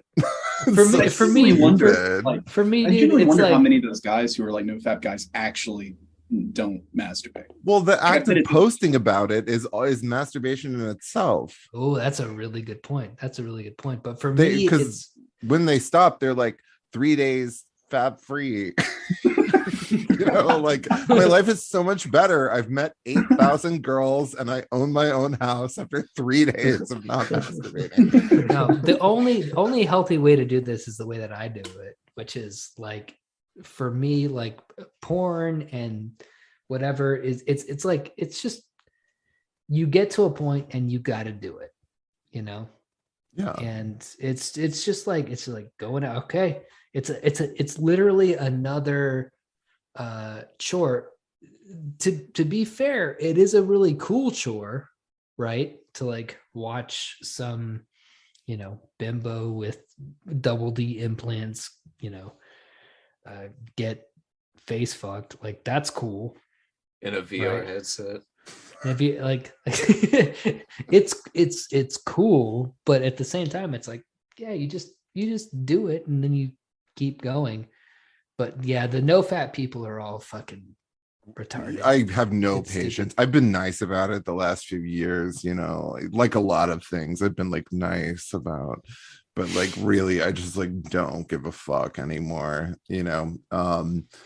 But yeah, You gotta bust, dude. We're gonna be seeing incels dying of blue balls in the next few years. If you have to bust, then just bust. There's a beautiful technology out there called the internet. And like, for me, it seems really strange because it takes me like 10 minutes. Like, I literally just press a button on my phone and cool stuff pops up on my feed and I scroll and I'm like, okay, that one's cool. And then I'm good. Like, Yeah, no it's muss, over. no fuss. A release. It's like sneezing. It is like sneezing. Yeah, exactly. God. Exactly. Happy marriage. I've been married for 15 years now. Wait, but your one instance of masturbation didn't end that?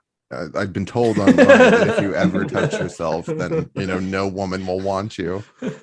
No, dude, no. Me and my wife, like, the whole thing, it's so funny because like I'll be like, hey, you wanna and she'll be like, nah, I'm good tonight. I'll be like, all right, bet. I'm gonna go to the bathroom. And she's like, okay, cool. And then we're all happy. Everybody's happy. Everybody's happy. Of course, too, it's like you said, it's almost like a maintenance thing. And like, actually having sex with your partner, assuming that you're in a loving relationship where you actually care about each other, like, it's like a whole thing. Like, it's going to be like, at least like, even if you don't last that long, like, there's going to be the post-coital, like, hanging out or like whatever. It's like you got to set aside like an afternoon or at least an hour or two for it, right? It takes time. But like, just jerking off, it's like 15 minutes, there's no lingering afterglow to like that you have to deal with. It's not like taking a drug or anything. It's just one done. To me, NoFap like, is just yet another facet of anti-male hatred that manifests on both the left and the right. Heterosexual culture really hates men, hates everything about men, wants to bind them up. Basically everything that you've been told from feminism is true, but about men. This is And so It's hair true. shirt. It's hair shirt. People do self-flagellation. hate men though. People hate People- men. Straight people hate men hate- so like, much. Like plenty of gay guys I'm love men. I'm so tired of people hating men. They just This is hate. so They just want to torture stupid. them in any way possible. And it's like, oh, you thought you could get out of this by jerking off? No. Yet another torture. Facet of torture. Where do you think that comes from though? Because like one thing that fascinates me about some of that, like some of the alt-right stuff, is like the focus on like traditional Greek, like the vaporwave, little dark age music videos where like there's like this real gaze on sculpted male physiques and stuff. And so it seems like it's very pro masculinity, but then like you said, there's almost like a self-hatred there. Is it like that they're not base Napoleon, or that they're not like the Statue of David, and therefore Well, they tell you that if you stop masturbating, then that everything is in your control. If you stop masturbating, then you will be a homeowner. You will get that great job. Nothing in society is calculated and designed against you, which is a total lie. And you see whenever these e-girls pop up who parrot like right-wing talking points, it's all about like, every man should be making 6 figures. He should be a homeowner by age 25. And the reality is that everything in society is designed against you, and it's designed to make you fail. They do not want to hire men. Everything is so corrupt from, government on down. Like, they don't want to hire men for anything. It's not possible to just LARP and pretend it's the 1950s, because everyone is working against you, and they will hire a mousy brown-haired woman over you any day at any job. But there is, I think heterosexual culture essentially worships women. Even in these like pockets which are considered like misogynist, a word that isn't real, like heterosexual culture is united around the focus of women as being these all important, beautiful mother goddess figures who control everything, and everything is about their pleasure, making a nest for them, whatever. Very few people actually like men, genuinely like men, especially like physically. But yeah, it's just this, it's even in these supposed misogynist alt-right circles, everything is about pleasing the woman. Everything is about the fantasy of the woman as being innocent.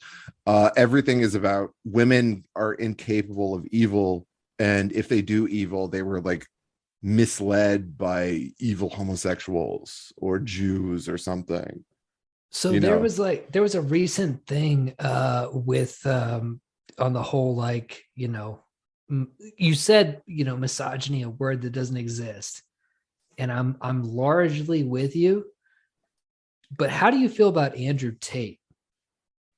Who is that? I haven't been keeping up with all these figures. He's like an MMA dude who does like he got banned from all the platforms. He got Alex Jones on a lot of this shit. And it was largely, but like I listened to some of the shit he said, and I was like, ugh. No, it's kind of intense. I'm a feminist, truly. Like it exists, gay but the men way are that like extremely feminist. What? Gay men are like the last true feminists. Yeah, like it's very true. Like I exalt women's like artistic creative achievements in a way that I don't see anywhere in straight culture. You do that. But yeah, like it exists. There is genuine like gross hatred of women, just as there is genuine gross hatred of homosexuals and gross hatred of blacks, whatever. But the way that word has been utilized over the decades is to prevent any criticism of women on an equal playing field. So whatever you say about women, and now it's especially schizo because women are totally in power. Like women are actually in control, and they have no limits to their power whatsoever, and still criticizing them in the way that you would criticize a man is considered misogynist. And fucking Andrew Tate, I knew who he was like through his LARP ass financial kind of stuff that he does, like because he was big into like crypto and things like that. Yeah, that guy's such a fucking grifter. Like he knows like the right words to say, but he's also a fucking sex trafficker too. So yeah, and he's literally living in a different country to avoid rape charges. yeah, he's also a manlet. I mean, like he's really short. Yeah. Is he hot? He's built. He's built. His built. ears are too fucking big. I don't know. He's not my type. He's built, but I mean, I he's wouldn't. weird. I wouldn't. I'll take it. Would.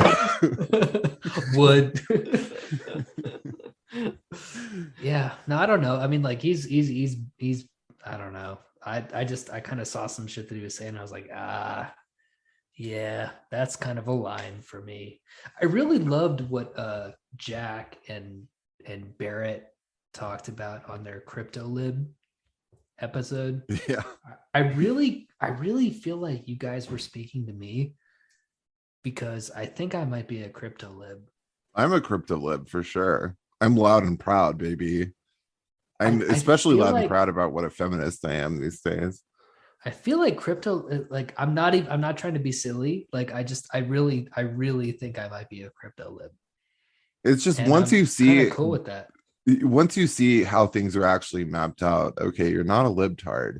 You're not dirtbag left, which is how I label all the like cringe dated alt-right opinions these days that are like, you know, really stale and puritanical. But being a cryptolib, coming out the other side and just kind of like being normal and having common sense, I think that's the way to go. Because I like all the stuff that libs like, you know, like I like the aesthetic of it. I believe in the 90s kind of multiculturalism. I mean, people don't know, like that's really well said, man. It's like it's all the kind of, you know, pie in the sky, like all the kind of utopian views of humanity. Like that's me. Like I'm that. it was accomplished. I'm a total like John Lilly, Terrence McKenna, cryptolib.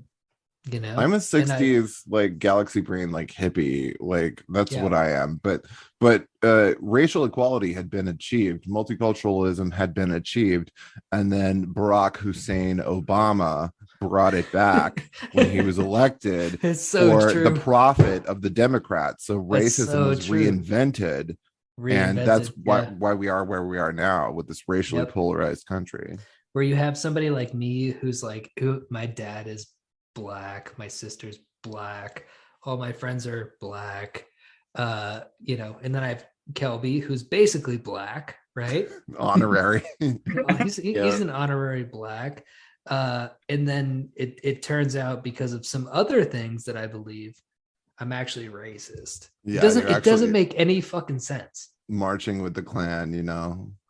And I was in that full on, like you said, like crypto lib, late 90s. That's where I stopped, basically. Well, Barack Hussein Obama made it into a religion of worshiping imaginary black flight. So he is entirely to blame. Democrats are entirely to blame.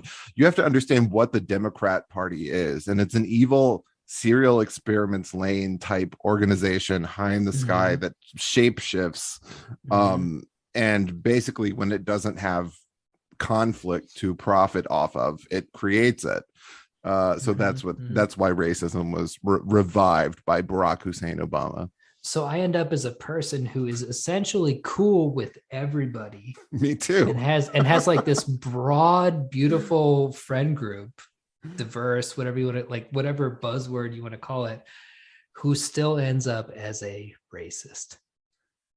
It's really crazy. Made up word. It's really fucking crazy, dude. But to bring it back to Lain, The Wired is not just a layer on top of the real world, or it's not the real world. So these people who think you're racist, they don't really exist. They're those fucking static people with like one ear or like an eyeball or blackface lips. Terrifying. You know, like they fucking matter. Yeah. That's what I'm going to imagine now. Whenever people talk shit, I'm just going to see the big black face. I mean, that's literally what's occurring. They don't have heads. They won't even show the real faces, right? Like all the fucking. I'm so tired of avatar accounts. Oh, I'm so anti-anonymity. I can't even start. Yeah, my least popular talking point and the most important is that I fucking hate anonymity. No, I think you should have to scan your government ID in to post. I don't care anymore. My name is James David Osborne III. That is Kelby Losack. We are real people.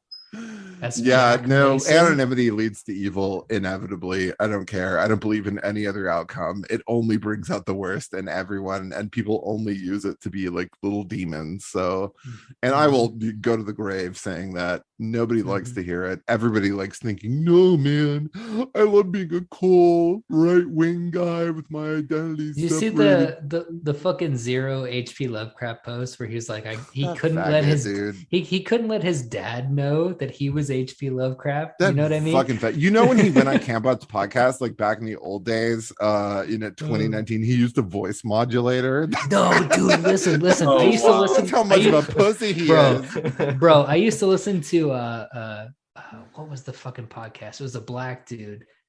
Anyway, he would have a lot of guests on. 0 was one of them, and then there was like Mia, the whole Mia thing. God, which is like skinny little by Indian far or something. By far, that's like the gayest shit I've ever seen in my entire life. Like I don't even want to know what's going on with that. But they would come on and they'd be like, like all this fucking like voice modulation shit, dude. And it's like, fuck off. Like you don't know how painstakingly it had to be spread that it's actually cocked and repulsive to like not want to own up to your own words. Like these alt-right guys.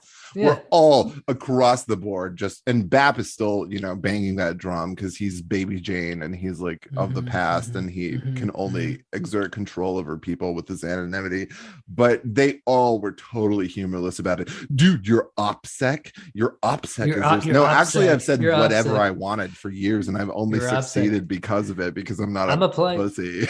I'm applying for jobs right now. All I did was just like put my Twitter on private.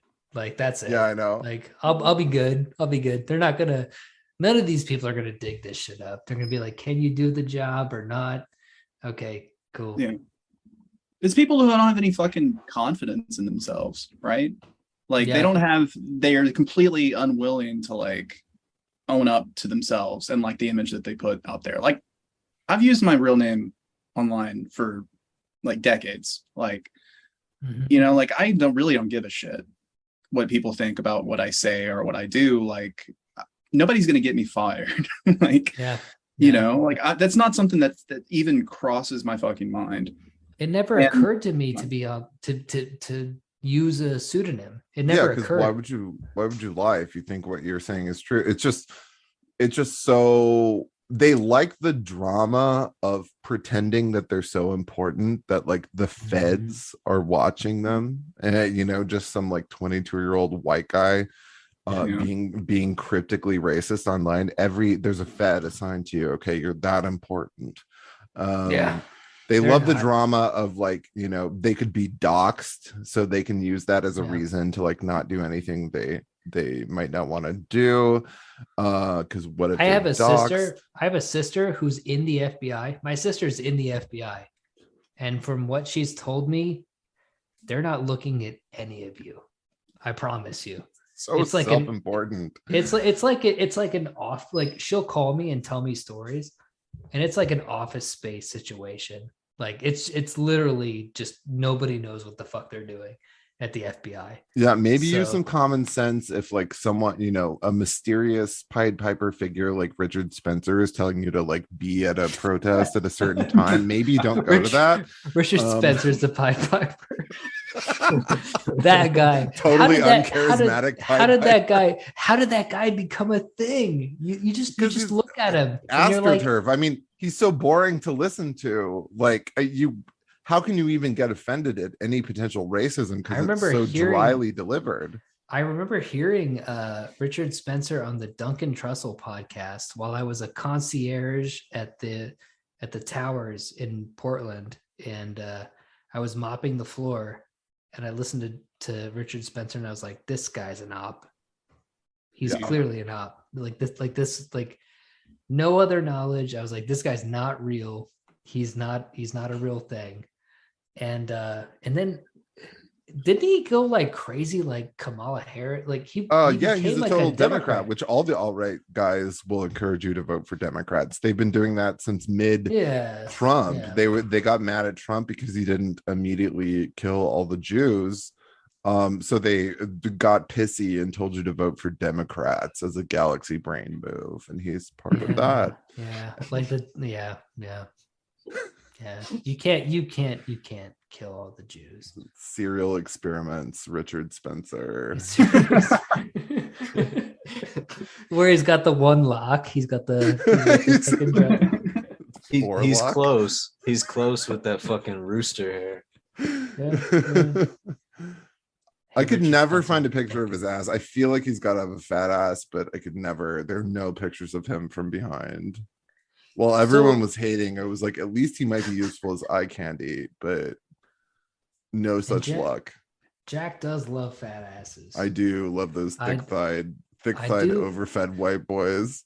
It's one of the things I love about you is that you're unapologetic about this, right? I saw a tweet recently that was like, maybe I can pull it up on my phone. No, that might take too long because I screenshotted it, but it was some rando.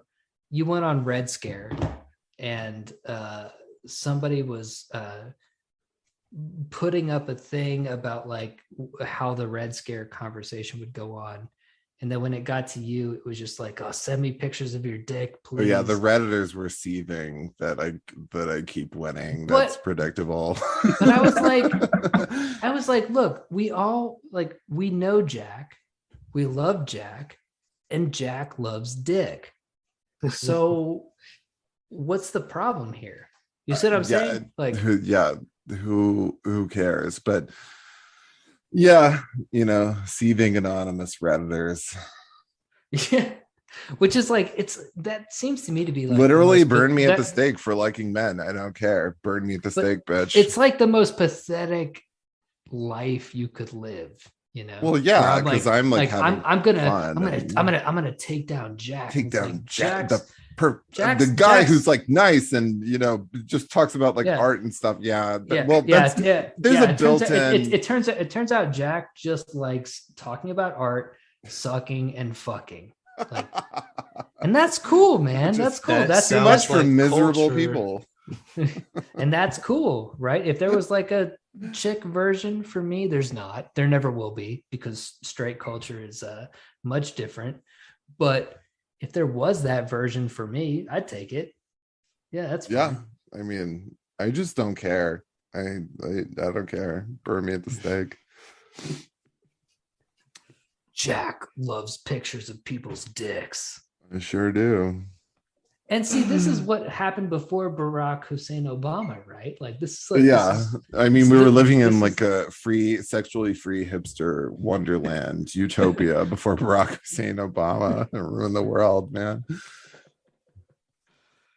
All right. Yeah, no, that was literally like real life, like hanging out with your multicultural friends. You'd have the one like openly gay pervert who's like, show me your dick. You're like, no, everybody would do it. And everybody was wearing American apparel and had a wallet chain for sure. Yeah, everybody smoked. Yeah, everybody was smoking. Thanks, Obama.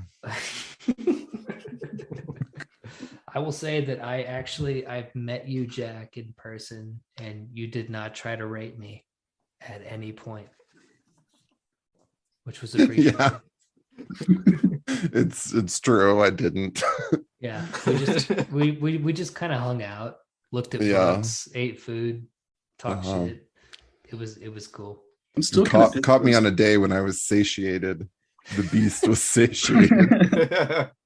Otherwise, I was like so fucking checked out of the Rune Soup stuff that I didn't even see that thing was happening in Austin. Otherwise, I would have went. But I was like, you asked me like, are you in Austin this weekend? And I was like, what the fuck is he talking about? Then I looked it up. Somehow I totally missed that this thing was happening. I thought you'd be there. Yeah, I wanted to. We could all hung out. But so I have not yet been raped by Jack, which is good. Well, we can change that at any time, Jack is like, anytime you want to get raped, dude, You're like 6 hours away. Just come over. But I was wondering about any parting thoughts on Lain before we wrap this up.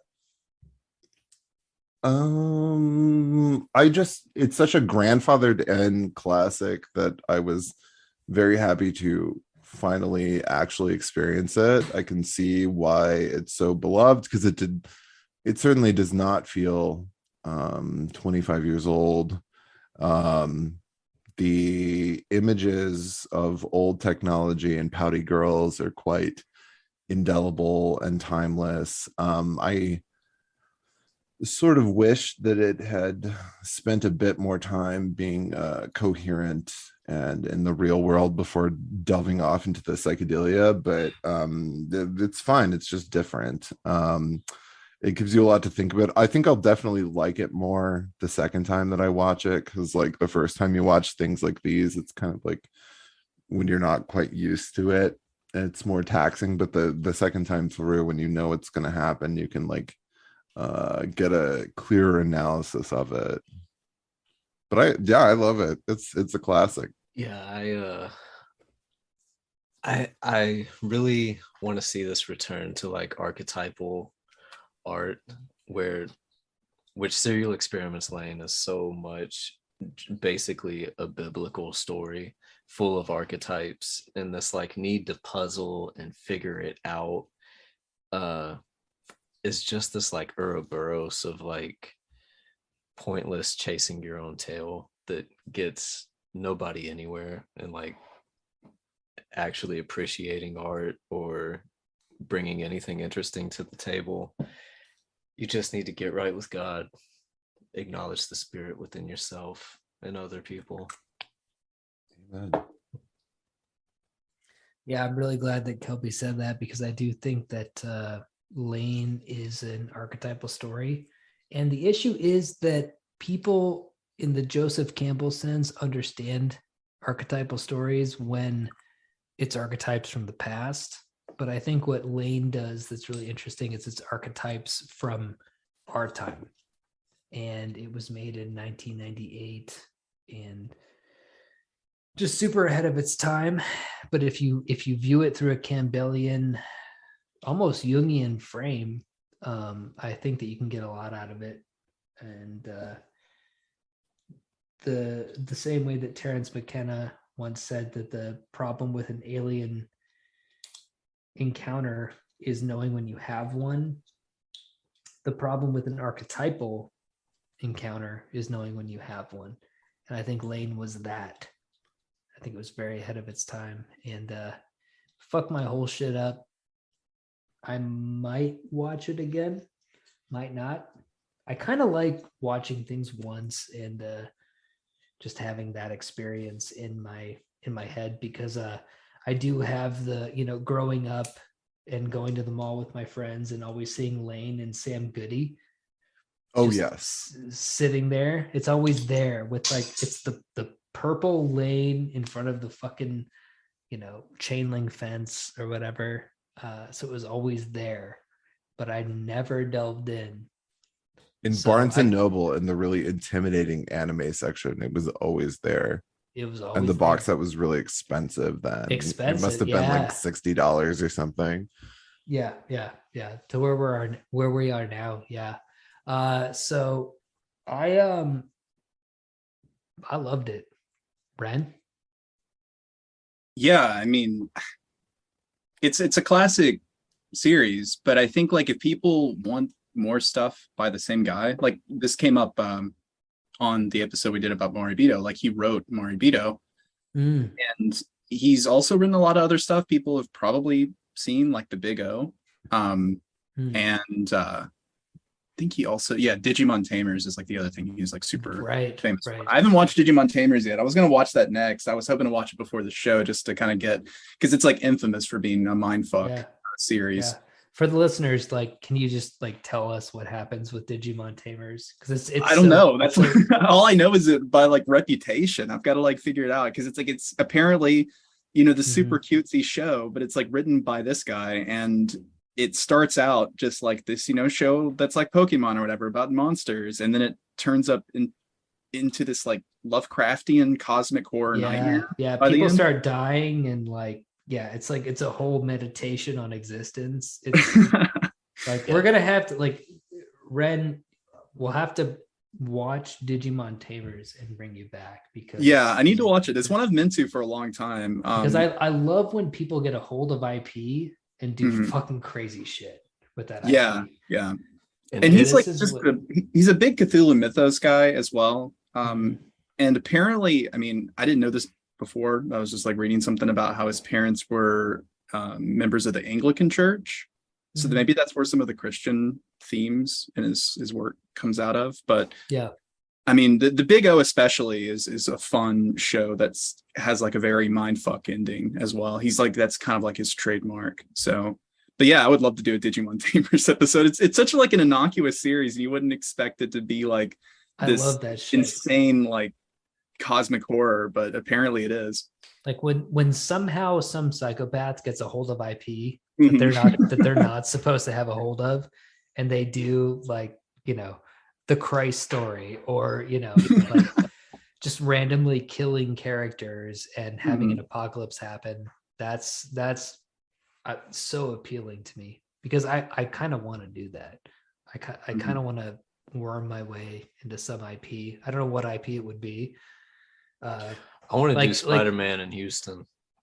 I want to make an Indiana Jones book where Indiana Jones kills himself at the end of it.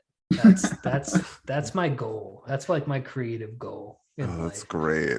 Have you seen the Puppet Master movie directed by S. Craig Zahler, where it's like all racist?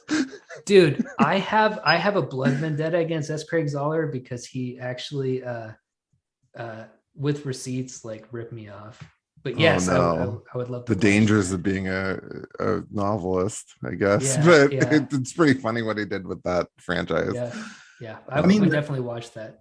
That's like the same thing. People get so pissed about the IP thing because I think a lot about like my friend Adam, and he did like the Death Note adaptation on Netflix. Mhm. And like people fucking hated it, and I was like one of the few people I knew that like really loved it, and it's apparently like getting a renaissance now. But like, yeah, I'm in the same boat. Like, I love it when you give an IP to somebody and just like let them do whatever the fuck they want with it, instead of just making it like a straight adaptation or following any kind of guidelines about what it's going to be like. Luca Guadagnino, Suspiria, better than the original Suspiria. IMO. 100%. 100%. So much more Totally interesting. true. Yep. You guys want to hear the S. Craig Zahler story? I Yeah. can put this Yes. on the podcast. Yeah. So I wrote a story that came out in a magazine called Barebone. It was Barebone 10. This was 2009. It's a long time ago. But it was about a bunch of cannibals who abduct a woman, and it's about the guy who goes looking for the woman, right? And eventually finds her, but she's already been eaten. So S. Craig Zahler was in this same indie scene, right? And so he was submitting stories to the same magazines, and he was trying to get published by the same presses that I was in. And then he comes out with Bone Tomahawk, which is a Civil War era story about a woman who's abducted by cannibals. Mhm. and I remember my publisher at the time telling me that Zahler mentioned my story in his cover letter, like to get published, right? So Wow. anyway, like through a series of fate, he ended up getting Bone Tomahawk made, which is a great movie. I'm not going to talk shit about Bone Tomahawk because it's great, but Yeah, it's based on your story. But Bone Tomahawk is basically my story made into a film. And I don't know. Yeah. Now, and I remember hearing a podcast of him where the question was posed specifically, where did you get the idea for Bone Tomahawk? He said, oh, sometimes ideas just come to you. Oh, what a bitch. There was always something off about him. He's my enemy now. I'm on your side. I was always like, why do people like not talk that much about these like right-wing movies with big stars. And yeah, being plagiarized in that way by some bitch. I mean, it's been happening to me for like years at this point, where people try to make a version of TPN with me censored out of it, and they always fail. Yeah, it's never good. Yeah, the story, by the way, is called Amends Due West of Glorieta. It's available in books or whatever, and you can read and kind of see what I'm talking about. Pick up our blood and its blind circuit. It's in our blood. It's in our blood. It's blind circuit. But you know, like, you don't have to buy the book. If you just want it, I'll just send it to you. But you know, it's clearly like, buy the book. The show is free. Fucking faggots.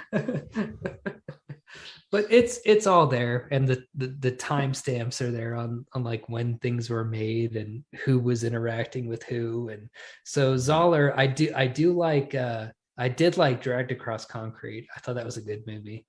And I do like Bone Tomahawk. I like them all. None changed my life. Yeah. It's like once you get it, where it's like, okay, we have this like, you know, right-wing, you know, naughty dialogue about inferior races or whatever. It's pretty, you know, it's a formula he has. They're effective.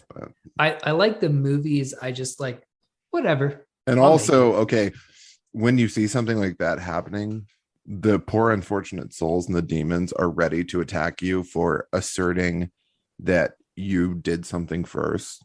You're the nobody else is going to say it. They will erase the history.